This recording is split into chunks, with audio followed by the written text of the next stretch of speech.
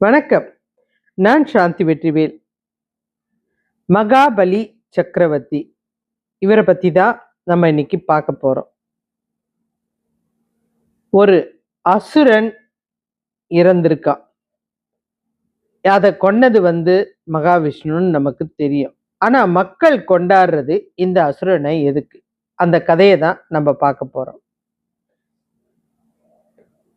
தர்மர், கர்ணன், மகாபலி 3 பேருமே தர்மத்தில் சிறந்தவர்கள். மகாபலியுடைய தாத்தா யாருன்னு கேட்டா பக்த பிரகலாதர் தான் அவருடைய தாத்தா. அவரும் தீவிரமான விஷ்ணு பக்தர் அப்படின்றது நமக்கு தெரியும்.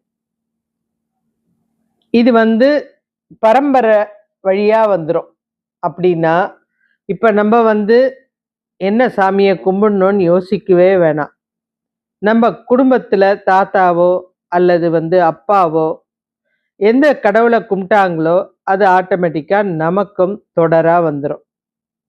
அப்படியே நீங்க மறந்து போய் வேற ஏதாவது வழிபாடு பண்ணிட்டு இருந்தாலும் ஒரு காலகட்டத்துல அந்த கடவுள் உங்க முன்னாடி அடிக்கடி வசப்படுத்திடும். ஏன்னா அந்த குடும்பம் வணங்கின கடவுள் இல்லையா, அது உங்களை தன்னால ஆட்கொண்டுடும். நீங்க அதுக்கப்புறம் அந்த இறை வழிபாட்டுல இருப்பீங்க. இது நிறைய விஷயம் இந்த மாதிரி இருக்கு. அந்த மகாபலியுடைய மகாவிஷ்ணு பக்தியும் அப்படிதான், தாத்தாவை போல பேர. இப்போ இந்த கிருஷ்ணரும் அர்ஜுனனும் நடந்து வராங்க. கிருஷ்ணர் அர்ஜுனன் கிட்ட சொல்றாரு, உலகத்துல 3 தர்மவான்கள் இருக்காங்க அப்படின்னு.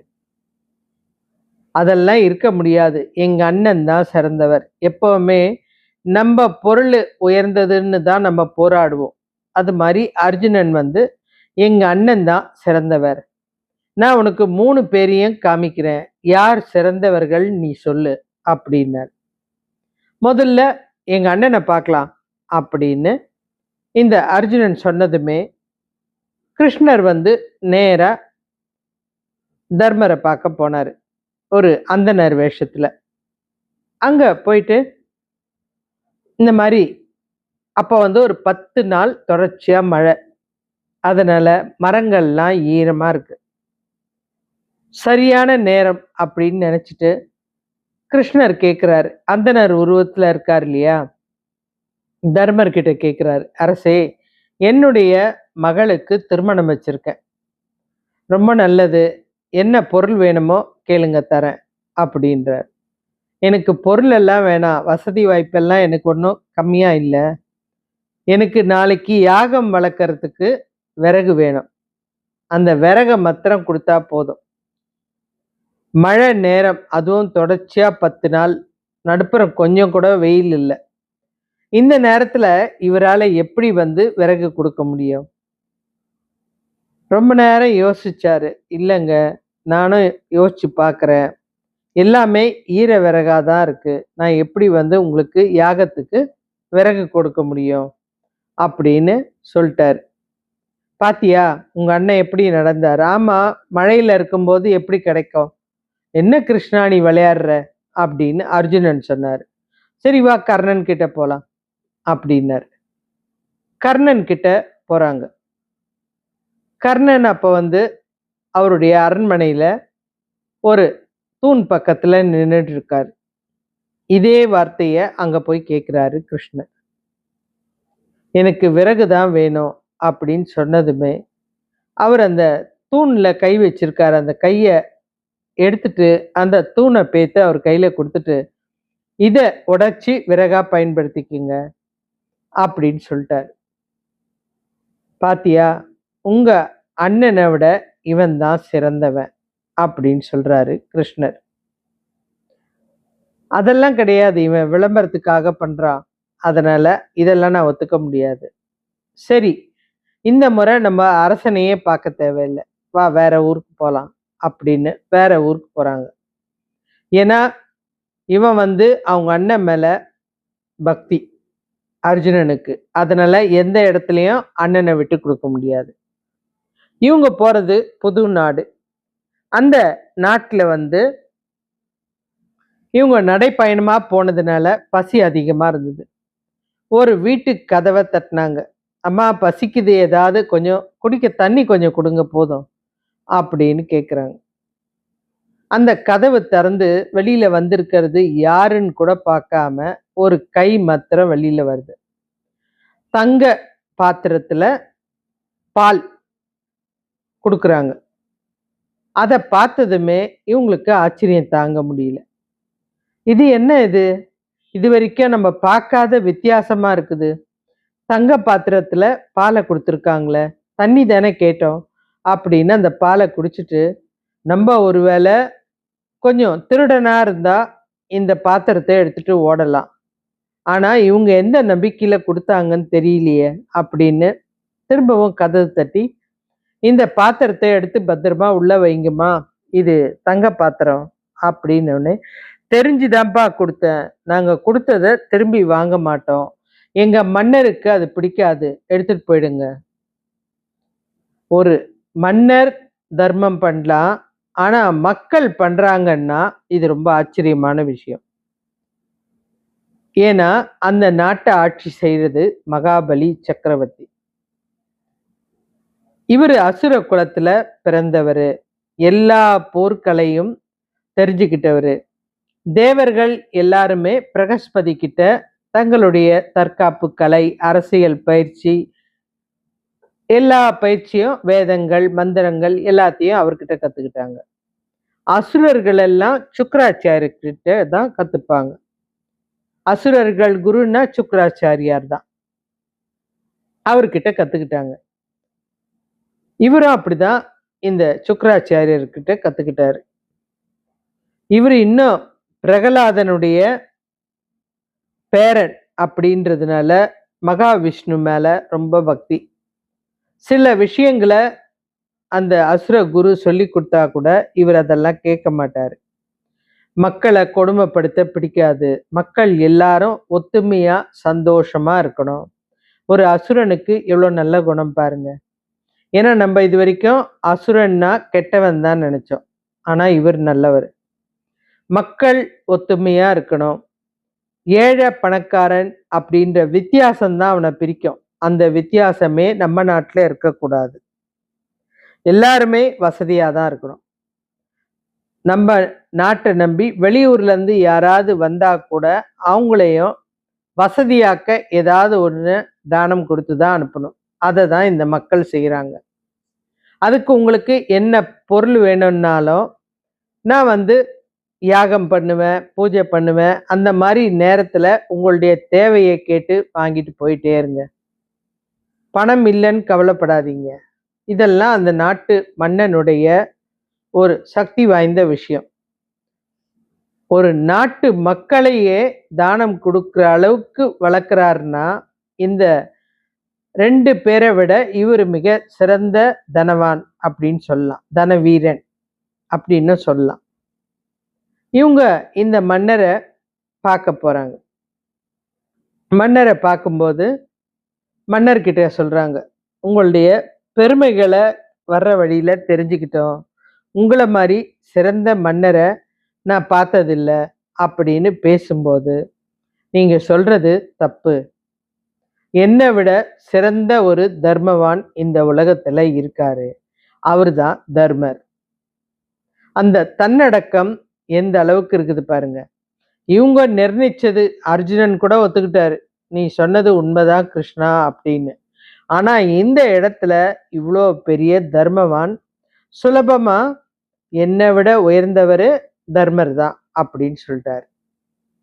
இதுதான் இவருடைய உயர்வுக்கும் நல்ல நடத்தைக்கும் காரணம். ஆனா இதுக்கெல்லாம் காரணம் அவர் வந்த வம்சம். அவங்க பிரகலாதனுடைய அப்பா அசுரனா இருந்திருக்கலாம். அசுர குலத்துல பிறந்த பிரகலாதன் எப்படி மகாவிஷ்ணு மட்டும்தான் எனக்கு தேவை அப்படின்னு வாழ்ந்தாரு, அதே மாதிரி இவரு அந்த மகாவிஷ்ணுவுடைய தீவிர பக்தர். அதனாலதான் இவருக்கு அந்த நல்ல குணங்கள்லாம் இருக்குது. அசுர குலத்துல இருந்தாலும் தீய எண்ணம் எதுவுமே கிடையாது.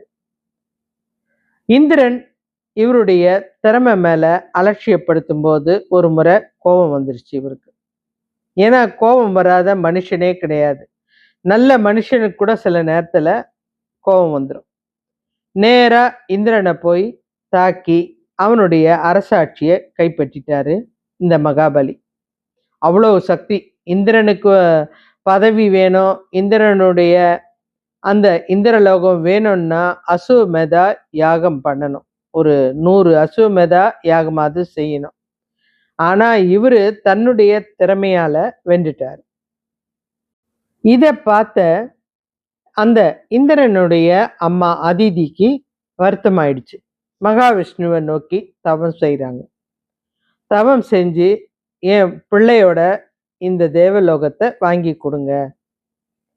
பூலோகத்துல இருந்து ஒரு மன்னன் வந்து என்னுடைய பையனை அழிச்சிட்டு தேவலோகத்தை பிடுங்குறான்னா அது அநியாயம் இல்லையா அப்படின்னு தவம் இருக்கிறாங்க. இந்த தவத்தோட சக்தியினால மகாவிஷ்ணு நேரடியா வந்துட்டார். தவம் இருக்க ஆரம்பிச்சா தேவலோகம் முழுக்க அனலா பறக்க ஆரம்பிக்கும். இவங்களுடைய அந்த தவ வலிமை தேவலோகம் முழுக்க அனலா இருக்கிறதுனால அந்த அனல் தாங்க முடியாம எந்த தெய்வத்தை நோக்கி இவங்க தவம் இருக்காங்களோ அந்த தெய்வம் உடனே வரணும். மகாவிஷ்ணு வந்து என்னம்மா உன்னுடைய பிரச்சனை அப்படின்னு கேட்டதுமே இவங்க சொல்றாங்க, எனக்கு என்னுடைய பையனுக்கு மீண்டும் பதவி வேணும். நீ சொல்ற மாதிரி நடக்காது, அதுவும் மகாபலியை அழிக்க முடியாது, அவன் ஒரு அசுரன் தானே, தாராளமா அழிக்கலாம் அப்படின்னும் போது மகாவிஷ்ணு யோசிச்சு பார்க்குறார். கணக்கு வழக்குன்னு ஒன்று இருக்கே, அதனால பார்த்தா எல்லா பக்கமும் நல்லதை தவிர தவறே செய்யல. அப்படி செய்யாத ஒருத்தனை எப்படி வந்து கொல்ல முடியும்?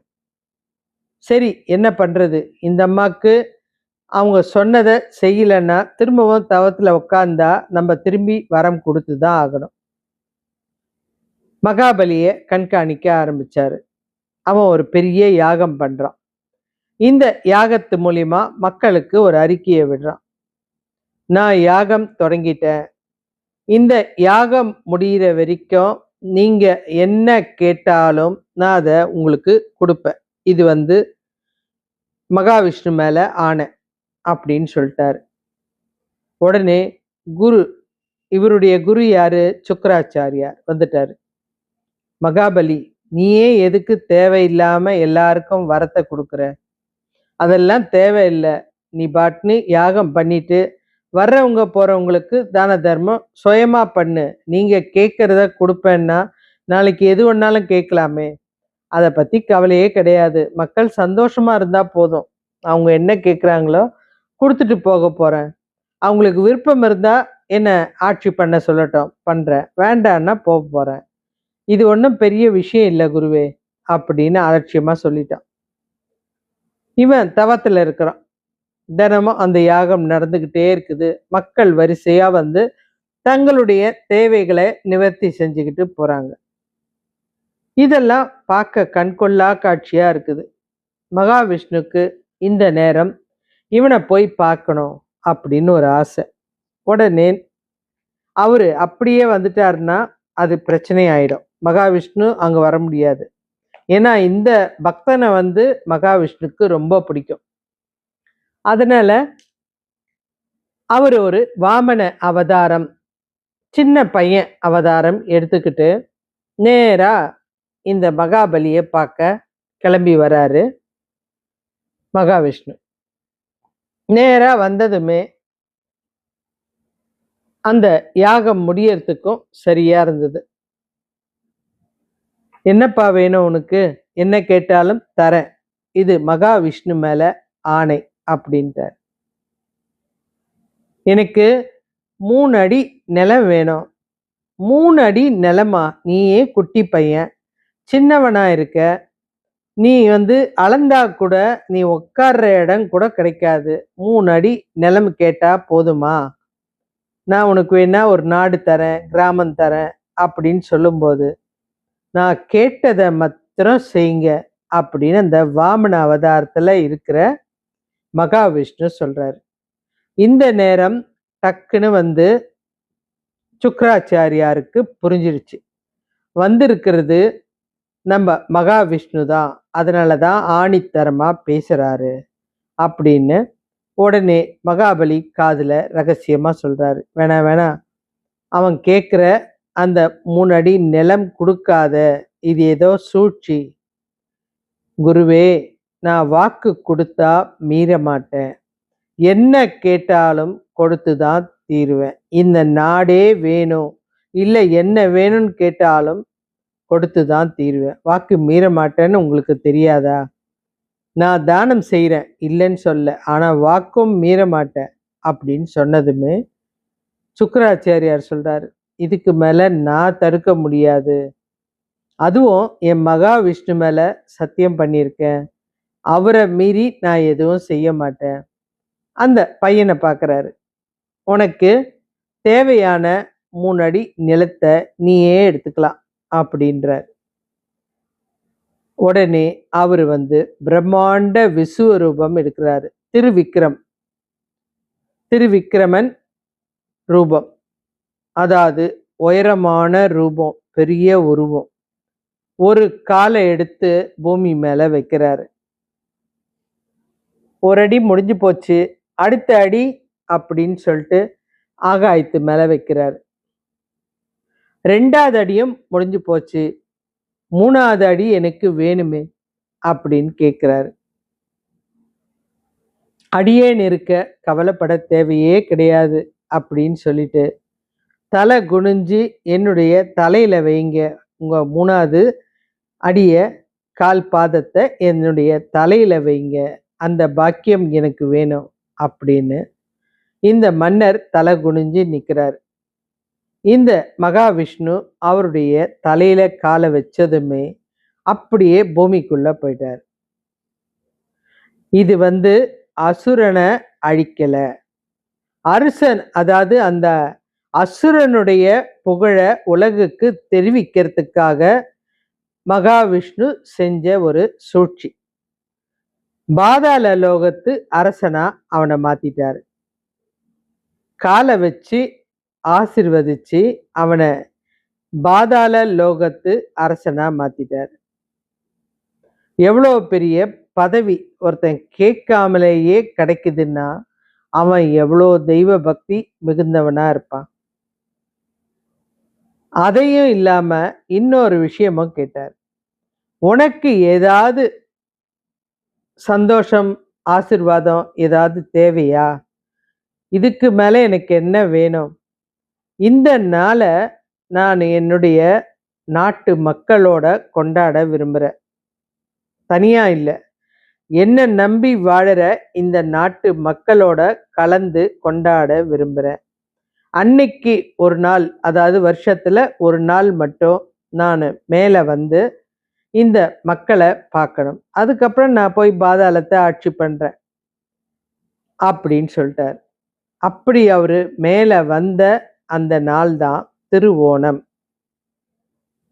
இந்த மேலே வர இந்த அரசனை பார்க்கறதுக்கு மக்கள் எல்லாரும் சந்தோஷமா இருக்காங்க. முக்கியமா எல்லார் வீட்லேயும் பூக்கோலம் போடுறாங்க. நம்ம கேட்டிருப்போம், மாக்கோலம் கேள்விப்பட்டிருப்போம், பூக்கோலம்னு சொல்லியிருப்போம். ஆனால் உண்மையான மலர்களை கொண்டு ரசித்து அழகழகா வண்ணங்களை வச்சு அந்த பூக்களால் கோலம் போடுவாங்க. இந்த மன்னர் வரும்போது நம்ம அவருக்கு நன்றி கடன் செலுத்தணும். ஏன்னா இந்த பூமிக்கே ஒரு நல்ல பாக்கியத்தை கொடுத்துருக்கார். மகாவிஷ்ணு வாமன அவதாரத்தில் இந்த மன்னரை ஆட்கொண்ட நிகழ்ச்சி இந்த பூமியில நடந்ததுனால எங்க மன்னர் வரும்போது நாங்க எல்லாரும் மகிழ்ச்சியா இருக்கணும், முக்கியமா ஒத்துமையா இருக்கணும். அதுக்கு படகு போட்டி. யாரு ஜாதி என்ன, பணக்காரனா ஏழையா, இதெல்லாம் கிடையாது, யாரு வேணும்னாலும் கலந்துக்கலாம். இதுக்கு படகு போட்டி. அடுத்தது எல்லார் வீட்லேயும் விருந்து. அந்த விருந்தோ 21 வகை 54 வகை அப்படின்னு அவங்க கணக்கு வழக்கு இல்லாம அந்த இலையில அத்தனை விதமான உணவுகளையும் சமைச்சு வருஷப்படுத்தி வைப்பாங்க. அன்னைக்கு எல்லா குடும்பமும் மகிழ்ச்சியா இருக்கும். அந்த ஊர்லயே அவ்வளோ ஒரு சந்தோஷமான நிகழ்வு. இதெல்லாம் வந்து இந்த மகாபலி சக்கரவர்த்திக்காக பண்ணது. அதுலயும் இல்லாம அசுரன்னா நம்ம கெட்டவன் நினைச்சிருப்போம். தேவர்கள் அசுரர்கள் அப்படின்றது அவங்க வம்சத்தை குறிக்கிற ஒரு விஷயம். நல்லவன் கெட்டவன் அப்படின்ற பிரிவு இல்லை. ஆனா அதுல தேவர்கள்ல தப்பு பண்ணவங்களும் இருக்காங்க. இந்திரன் பண்ணாத தப்பா? இந்திரன் சதா சர்வகாலம் ஏதாவது தப்பு பண்ணிட்டு பதவி இழந்துட்டு உட்கார்ந்துருப்பாரு. சந்திரன் பண்ணாத தப்பா? எல்லாருமே தப்பு பண்ணுவாங்க. அதே மாதிரி அசுரர்கள்ல இவரும் நல்லவரு, பிரகலாதவனும் நல்லவரு. அதனால குலத்தை வச்சு ஒருத்தரை நம்ம எடை போட முடியாது. இவங்க இது அசுர குலம், இவங்க அசுரர்கள்னா அழிவை மாத்திரம்தான் தருவாங்க அப்படின்னு சொல்ல முடியாது. விஷ்ணு வந்து இவரை வந்து அழிக்கிறதுக்கு வழி தெரியல, இவரை அழிக்க நினைக்கல, இவரை இன்னும் உயர்த்த நினைச்சுதான் பாதாள லோக அரசனா ஆக்கினாரு. வருஷத்துக்கு ஒரு நாள் மேல வரணும் அப்படின்னு நினைச்சாரு. ஆனா இவரை சோதிச்சாரு, விளையாட்டுத்தனமா தான் சோதிச்சாரு. 3 அடி மண்ணு வேணும் அப்படின்னு சொன்னதுமே, தரேன்னு சொன்னதுமே, இவர் தன்னுடைய விஸ்வரூப தோற்றத்தை இந்த மகாபலிக்கு காமிச்சாரு. ஸ்பெஷல்லா ஒருத்தருக்கு விஸ்வரூப தரிசனத்தை காமிக்கிறாருன்னா அவன் எவ்வளவு புண்ணியம் செஞ்ச ஒரு மன்னன், மக்களால கவரப்பட்டவர். அவ்வளோ ஒரு கொடூர அரசனே கிடையாது, அவ்வளோ நல்ல அரசர். இல்லைன்னா இன்னைக்கு வரைக்கும் மக்கள் வந்து திருவோணம் நாள்ல இந்த மன்னரை எதிர்பார்த்து எல்லாருமே காத்திருக்காங்க. எல்லார் வீட்லயும் கோலம் போடுறாங்க, மகிழ்ச்சியா விருந்து, குடும்பங்களுக்குள்ள ஒத்துமை, சொந்த பந்தம் அப்படின்னு எல்லாருமே கூட்டா ஒத்துமையா இருக்காங்க. இதுல வந்து யார் போனாலும் அன்றைய தினம் அவங்க வீட்டுல விருந்து சாப்பிடாம அனுப்ப மாட்டாங்க. இந்த விஷயம்லாம் நடக்கிறது இந்த திருவோணம் நேரத்துலதான். அன்னைக்குதான் அவர் வந்து பாதாள லோகத்து அரசனா இருந்தார். இதுல வந்து இந்த மன்னர் வந்து தான் மட்டும் தர்மம் செய்யல, தன்னுடைய நாட்டு மக்களையும் தர்மம் செய்ய வச்சாரு. தான் மட்டும் நல்லவனா இல்லை, நாட்டு மக்களையும் நல்லவனா ஆக்கினாரு. அதே மாதிரி கொடுத்த வாக்க எந்த சூழ்நிலையிலையும் நான் வந்து மீற மாட்டேன். அதுல கடைசி வரைக்கும் சொன்னது குருவா இருந்தாலும் அவரு அந்த வார்த்தையை விடல. நான் கொடுத்துதான் ஆவேன், என்னுடைய நாட்டை கேட்டாலும் கொடுப்பேன், பின்வாங்கல. வந்திருக்கிறது ஏதோ சூழ்ச்சின்னு சொல்லும் போதும் அவர் பயப்படல. அந்த தைரியம்தான் இந்த மன்னருக்காக இந்த மக்கள் செய்யற விழாதான் இந்த திருவோணம்.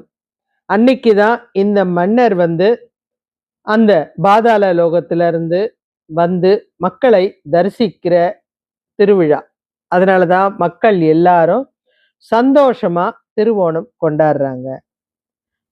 இந்த கதை எப்படி இருக்கு? உங்களுக்கு பிடிச்சிருக்கா? இது மாதிரி இன்னும் நிறைய நல்ல விஷயங்க தெரிஞ்சுக்கணும்னா நீங்க வெற்றிவேல் ஆன்மீக ரகசியம் சேனலை சப்ஸ்கிரைப் பண்ணுங்க. இன்னும் நிறைய தகவல்களை நம்ம தெரிஞ்சுக்கலாம். அதுவும் இல்லாம ஆன்மீக ரகசியம், தெரியாத விஷயங்கள் உங்களுக்கு புரியுற மாதிரி நான் ரொம்ப எளிமையான வழியில சொல்றேன். இது இல்லாம சில நல்ல தன்னம்பிக்கை கதைகள், அதுவும் இல்லாம நிறைய நிறைய உங்களுக்கு தெரியாத விஷயங்கள் நிறைய இருக்கும். இதை பத்தி எனக்கு தெரியல, எனக்கு ஆத்மான்றது என்னன்னு புரியல, நம்ம எப்போ போய் இறைவனை பார்ப்போம், இந்த மாதிரி நிறைய விஷயங்கள் இருக்கு. எல்லாத்துக்குமே பதில் வெற்றிவேல் ஆன்மீக ரகசியத்துல ஒளிஞ்சிருக்கு. அதனால நீங்க சேனலை சப்ஸ்கிரைப் பண்ணுங்க, கதையை கேளுங்க. உங்களுக்கு பிடிச்சதுன்னா மற்றவங்களுக்கும் ஷேர் பண்ணுங்க. மீண்டும் ஒரு